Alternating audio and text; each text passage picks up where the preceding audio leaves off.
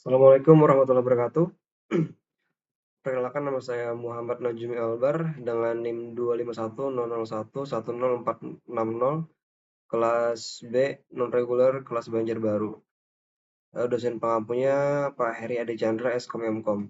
Pada kali ini saya akan memaparkan PowerPoint yang berisi materi proses bisnis dan informasi manajerial. Proses bisnis. Proses bisnis adalah serangkaian aktivitas atau kegiatan yang saling berhubungan untuk menghasilkan produk atau layanan yang bernilai bagi pelanggan dan membantu organisasi mencapai tujuannya. Menurut konsep sistem informasi manajemen, proses bisnis merupakan alur kerja yang melibatkan manusia, teknologi, informasi, dan sumber daya lainnya untuk mencapai hasil tertentu secara efektif dan efisien. Karakteristik proses bisnis ada beberapa, yaitu yang pertama memiliki tujuan yang jelas, yang kedua terdiri dari beberapa aktivitas yang saling terkait, yang ketiga menggunakan sumber daya organisasi, yang keempat menghasilkan output yang bernilai, dan yang kelima dapat diukur dan dievaluasi kinerjanya. Contoh proses bisnis. Pada perusahaan, proses bisnis bisa seperti pelanggan yang melakukan pemesanan barang, ataupun bagian penjualan yang menerima pesanan, yang ketiga gudang menyiapkan barang, yang keempat bagian keuangan membuat tagihan, dan yang kelima barang dikirim kepada pelanggan. Kemudian pada lingkungan perguruan tinggi, yang pertama ada mahasiswa yang melakukan registrasi, kemudian ada bagian akademik yang memverifikasi data, mahasiswa yang melakukan pembayaran, yang keempat sistem mengaktifkan mahasiswa, dan yang kelima mahasiswa dapat mengikuti perkuliahan. Itu tadi adalah beberapa contoh proses bisnis di berbagai lingkungan. Kemudian ada jenis-jenis proses bisnis. Jenis-jenis proses. Yang pertama itu proses utama atau core proses, yaitu proses yang langsung menghasilkan produk atau jasa bagi pelanggan, seperti produksi barang, penjualan produk, ataupun pelayanan pelanggan. Kemudian yang kedua ada proses pendukung atau support proses, yaitu proses yang mendukung jalannya proses utama, contohnya seperti manajemen SDM, pengelolaan teknologi informasi, dan yang ketiga administrasi keuangan. Kemudian ada proses manajemen, yaitu proses yang berkaitan dengan perencanaan, pengawasan, dan pengambilan keputusan. Contohnya seperti penyusunan strategi perusahaan, pengendalian anggaran, dan evaluasi kinerja. Hubungan proses bisnis dengan sistem informasi manajemen. Sistem informasi manajemen membantu organisasi dalam mengelola dan mengintegrasikan proses bisnis agar lebih efektif dan efisien. Perannya dalam proses bisnis itu mengotomatisasi pekerjaan rutin, meningkatkan kecepatan pengolahan data, mengurangi adanya kesalahan manusia atau human error, menyediakan informasi yang akurat, dan mendukung pengambilan keputusan. Kemudian ada contoh pada sistem jual online, yaitu data pesanan masuk secara otomatis, kemudian stok barang diperbarui secara real time, kemudian laporan penjualan dapat dihasilkan secara cepat, dan yang terakhir manajer dapat memantau kinerja penjualan setiap saat.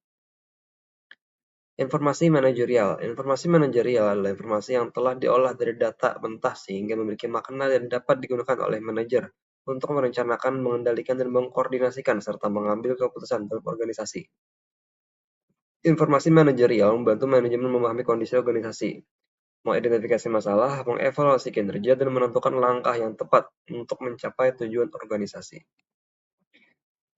Informasi manajerial tujuannya adalah membantu proses pengambilan keputusan, mendukung kegiatan perencanaan organisasi, memudahkan pengawasan dan pengendalian aktivitas, meningkatkan efektivitas dan efisiensi kinerja, menyediakan dasar untuk evaluasi kinerja organisasi.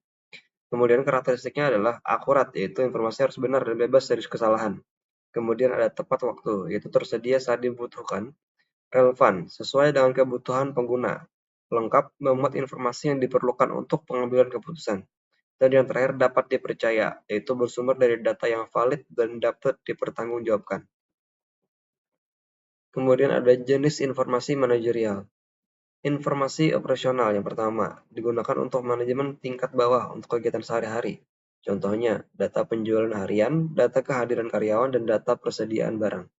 Kemudian ada informasi taktis, digunakan oleh manajemen menengah untuk mengawasi dan mengendalikan kegiatan organisasi. Contohnya seperti laporan penjualan bulanan, evaluasi kinerja departemen, ataupun analisis biaya operasional. Kemudian yang ketiga ada informasi strategis, yaitu digunakan oleh manajemen puncak untuk menentukan kebijakan dan strategi jangka panjang. Contohnya seperti analisis tren pasar, prediksi pertumbuhan bisnis, dan informasi tentang persaingan industri.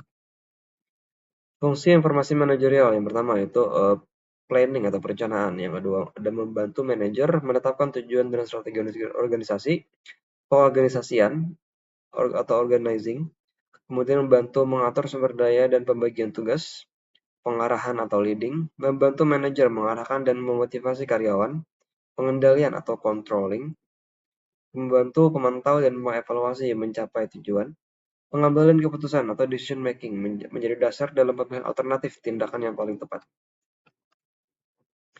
Kesimpulannya adalah proses bisnis adalah rangkaian aktivitas yang dilakukan organisasi untuk menghasilkan produk atau layanan yang bernilai. Proses bisnis yang baik akan meningkatkan efisiensi, efektivitas, dan kualitas kerja organisasi. Dalam era digital, sistem informasi manajemen berperan penting dalam mendukung dan mengoptimalkan proses bisnis agar tujuan organisasi dapat tercapai dengan lebih baik. Kemudian kesimpulan untuk informasi manajerial. Informasi manajerial merupakan informasi yang digunakan oleh manajer untuk mendukung fungsi-fungsi manajemen seperti perencanaan, pengorganisasian, pengendalian, dan pengambilan keputusan. Kualitas informasi yang baik akan membantu organisasi mencapai tujuan secara lebih efektif dan efisien. Sekian dari saya. Terima kasih. Wassalamualaikum warahmatullahi wabarakatuh.